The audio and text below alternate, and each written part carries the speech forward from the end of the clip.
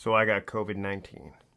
Once I found out that I had it, I knew that I was going to be dealing with a lot of downtime. Downtime I didn't plan for. So I decided to focus on what I could do, what I knew I could accomplish when I'm sick. I think that if you focus on these two types of tasks when you're sick, you're going to feel like you've been productive because, well, you will have been productive. The tasks that you can do when you're sick and that you should focus on when you're sick above all else are tasks that you can do in less than 5 minutes and tasks that you can do when you have little to no energy. So luckily, I already had this strategy in place. I already had tasks on my to-do list identified as either low energy or tasks that would take 5 minutes or less. The interesting thing is that if you took the time to do that right now, it would probably take you 5 minutes or less to go through all of the tasks and figure out what would take you either little to no energy or would take 5 minutes or less to accomplish. And what you can do is you can then have a choice. As you're working through your day or as you look at your to-do list, you can decide, well,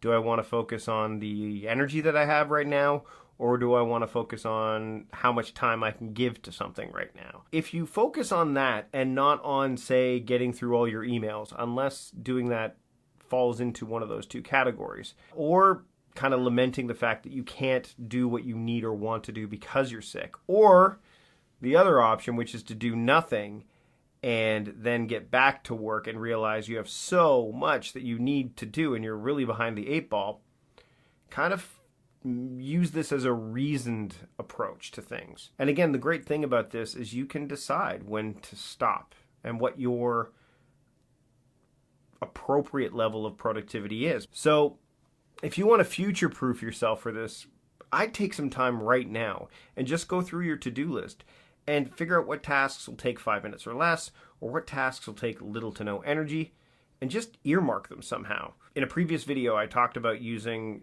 up arrow or down arrow to signify energy levels. You could also signify the time that it will take by putting a 5 with a circle around it, or a less than 5 symbol next to those tasks. Or you could use tagging or something similar in a digital app to accomplish the same thing. But I encourage you to do this now because you never know when you're going to get sick. I certainly did not know I was going to get sick.